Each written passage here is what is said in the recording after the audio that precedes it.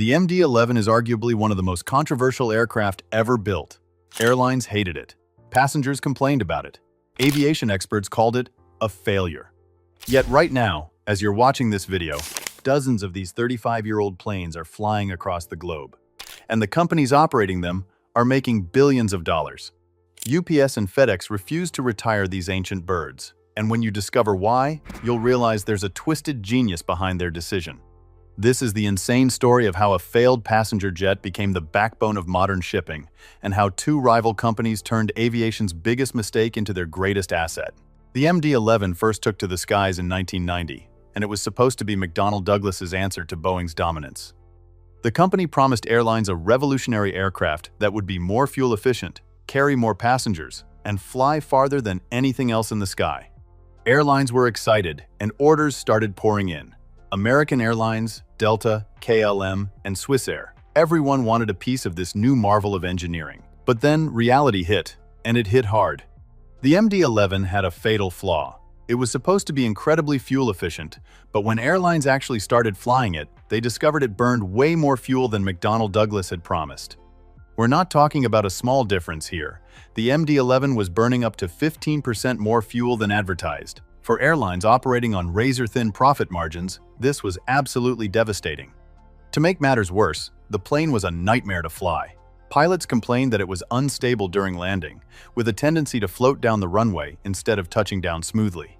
The tail-mounted engine and elongated fuselage made it harder to control, and there were multiple incidents of hard landings and runway overruns. Airlines started calling it the Mad Dog, and not in an affectionate way. Passengers hated it too. The MD-11's cabin was cramped compared to newer wide-body aircraft, and because airlines were losing money on fuel costs, they packed in even more seats to try to break even. Long-haul flights in an MD-11 became something passengers actively tried to avoid. By the late 1990s, airlines were dumping their MD-11s as fast as they could. Delta retired theirs. American Airlines couldn't get rid of them fast enough. KLM and Swissair followed suit. McDonnell Douglas stopped producing the MD-11 inches 2001 after building just 200 of them, a commercial disaster by aviation standards. The MD-11 had become aviation's most expensive mistake, and it seemed destined for the scrapyard. But then something unexpected happened. While passenger airlines were running away from the MD-11, two companies were quietly buying them up at bargain prices. UPS and FedEx saw something that everyone else had missed. Here's where things get interesting. All those problems that made the MD-11 terrible for passengers, they didn't matter for cargo. Fuel efficiency was still important, sure, but FedEx and UPS had a completely different business model than passenger airlines. They weren't competing on ticket prices. They were moving packages, and the MD-11 had one massive advantage that nobody was talking about: volume. The MD-11 could carry an absolutely insane amount of cargo. When you rip out all the seats, overhead bins, galleys, and passenger amenities, you're left with a cavernous tube that can hold up to 200,000 pounds of freight. That's roughly 26 standard shipping containers worth of packages. The plane's wide-body design meant it could fit oversized cargo that smaller freighters simply couldn't handle. FedEx did the math and realized something brilliant. Yes, the MD-11 burned more fuel per mile than other aircraft, but it could carry so much more cargo per flight that the fuel cost per package was actually lower. They weren't just moving packages, they were moving entire warehouses worth of goods in a single flight. UPS came to the same conclusion. Both companies started buying used MD-11s from desperate passenger airlines for a fraction of what they originally cost. Planes that had been purchased for $150 million were being sold for $20 to $30 million. FedEx and UPS would spend another $10 to $15 million converting them into freighters, and they'd end up with a massive cargo hauler for less than half the price of a new Boeing 777 freighter. But the genius didn't stop there. The MD-11's problematic flight characteristics that terrified passenger airlines? Not an issue for cargo operations. There are no passengers to complain about a bumpy landing. The pilots who fly these routes are specialized cargo pilots who train extensively on the MD-11's quirks and actually appreciate the challenge. By 2005, FedEx had become the world's largest operator of MD-11s, and UPS wasn't far behind. They'd turned aviation's biggest failure into the foundation of the global shipping industry.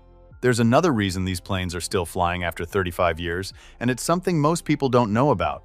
The MD-11 is absurdly over-engineered. McDonnell Douglas built these planes during the Cold War era, when military contracts demanded extreme durability. The airframe was designed to handle way more stress than it would ever encounter in normal operations. The wings can flex far more than they'll ever need to. The landing gear can handle impacts that would destroy newer, lighter aircraft. This over-engineering meant the MD-11 was heavier than it needed to be, which contributed to its fuel efficiency problems. But it also meant these planes could fly for decades with proper maintenance. Aviation experts have found that MD-11s can easily exceed 60,000 flight hours before major structural work is needed.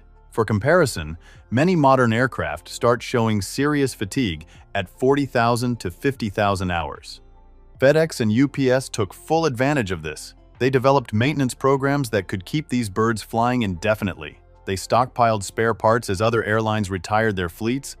They even bought entire planes just to strip them for parts. When Swissair went bankrupt in 2002, FedEx bought its entire MD-11 fleet at auction prices.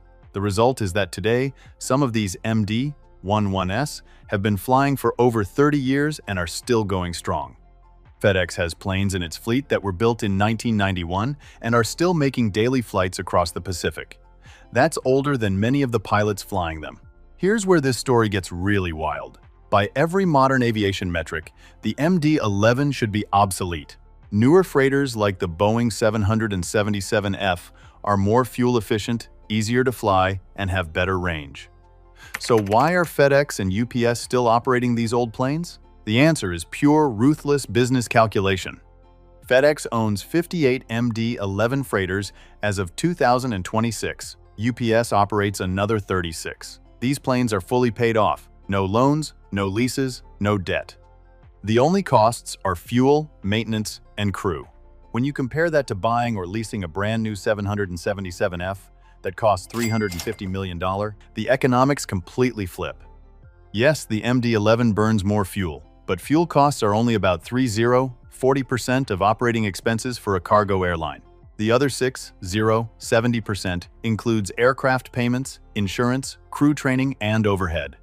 When you eliminate the aircraft payment entirely because you own the plane outright, suddenly that extra fuel cost becomes manageable. FedEx ran the numbers and found that they could operate an MD-11 for roughly $12,000 per flight hour, while a new 777F would cost them $18,000 per flight hour when you factor in the purchase price amortized over its lifetime. That $6,000 per hour difference adds up fast when you're flying hundreds of flights per week. UPS discovered the same thing.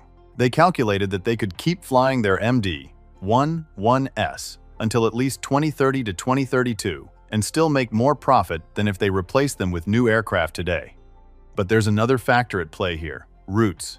The MD-11 excels on specific long-haul routes where its cargo capacity matters more than its fuel efficiency. FedEx uses its MD-11s primarily for trans-Pacific flights between the US and Asia, where they're moving massive volumes of e-commerce packages. UPS flies its own on transatlantic routes to Europe. These are high-density cargo routes where the MD-11's carrying capacity is worth its weight in gold. Both FedEx and UPS know the MD-11 can't fly forever.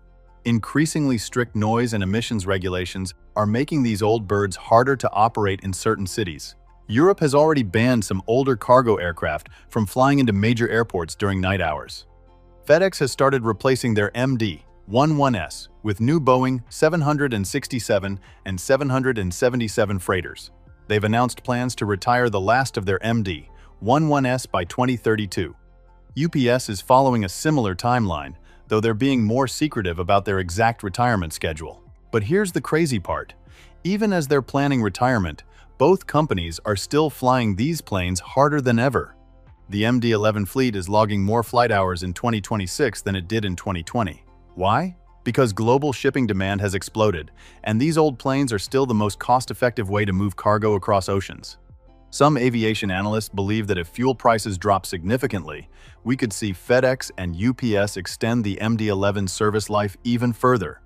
There's talk of re-engining programs where they'd replace the old engines with newer, more efficient ones, potentially giving these planes another decade of life. The MD-11 story is a reminder that in business, success and failure aren't always what they seem. Passenger airlines saw a fuel-guzzling, hard-to-fly nightmare. FedEx and UPS saw a cheap, high-capacity workhorse that could make them billions. Same plane, completely different outcome. Those passenger airlines that dumped their MD-11s in the 1990s probably thought they'd made a smart decision. But FedEx and UPS bought those rejected planes for pennies on the dollar and built global shipping empires with them. If you want to see more stories like this, make sure you hit that subscribe button and turn on notifications so you never miss an upload. Also, let me know in the comments, what topic should we cover next? The story of how Amazon built its own airline? The rivalry between DHL and FedEx? Or maybe the insane history of container shipping? Drop your suggestions below, and the most popular one will become our next video.